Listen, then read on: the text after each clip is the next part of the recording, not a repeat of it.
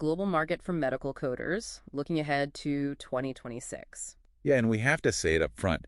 If your mental picture of a coder is still someone, just doing data entry in a basement, You are way behind the curve. The job has completely changed. It's mutated. it really has. This isn't clerical work anymore. With the new ICD-11 framework and all the AI integration, the whole job is different. Right, because ICD-11 is a massive leap in complexity. We went from what, like 14,000 codes to over 55,000? Exactly. So the AI does the initial sort of heavy lifting, but it gets the nuance wrong a lot. So the human coder of 2026 is basically a data auditor, A data integrity specialist, yeah. You're auditing the machine's output. It's a much more analytical role now. which means the demand for that specific skill is global and it's fierce.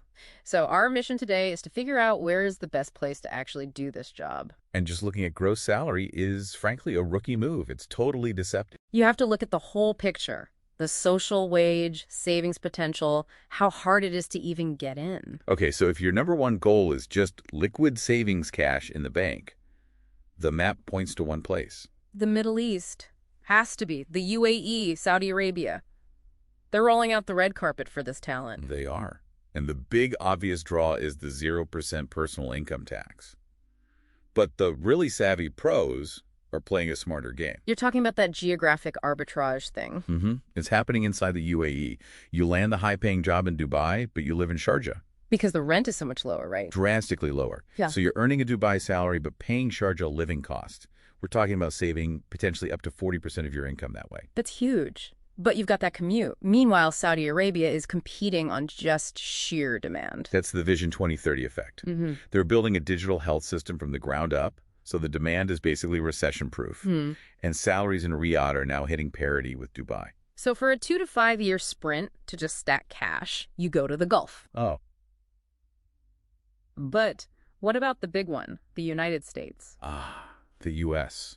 Still the highest gross salaries on paper, no question, but it's a high gross, high friction market. And a big piece of that friction is certification. I saw a stat on that. The pay gap is huge. It's massive. A certified coder makes about 20% more. We're talking $67,000 versus, much less. But the real barrier for international talent is the visa. The H-1B lottery. And it's not even a simple lottery anymore. It's a wage-weighted system. Which means they pick the highest earners first. So if you're not coming in at the very top of the pay scale, you're pretty much priced out of the lottery. Add in the crazy high healthcare costs and taxes, and that big U.S. salary starts to look a lot less attractive. Okay, so the Middle East is a cash sprint. The U.S. is a fortress. What if you're playing the long game? You want stability, a place to settle down, maybe raise a family? Then you pivot. You look at the social wage contenders. Australia, Canada, and the UK. Right. Lower cash in hand maybe, but higher lifetime value. Let's start with Australia.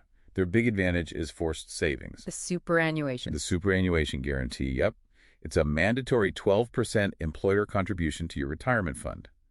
In the UK, the average is closer to 3%. That 12% is a wealth-building machine. And Canada's angle seems to be the clear path to staying permanently. It is. It's the family play. Their express entry system has a special category for healthcare tech workers. So you get a clear, predictable path to permanent residency and, of course, universal healthcare. No visa stress. Exactly. Now, the UK is interesting because there's that one specific loophole for healthcare workers, isn't there? There is. The Health and Care Worker Visa. It gives you an exemption from the immigration health surcharge. Which is not a small amount of money. For a family of 4, it's over £4,000 a year. That's post-tax money that just stays in your pocket. It's a hidden subsidy that really boosts your real wage. So it really does come down to your life stage. Young, single, want to build capital fast. You do the Middle East sprint, go there for a few years, extract the value, then you leave. But if you have a family or you're thinking about a passport and a long-term home, you're looking at Australia or Canada. The Commonwealth countries, yeah. It's a strategic choice. It's just amazing how this job has gone from like a back office role to this mobile, high-value professional who can literally shop the globe for the best deal. It is.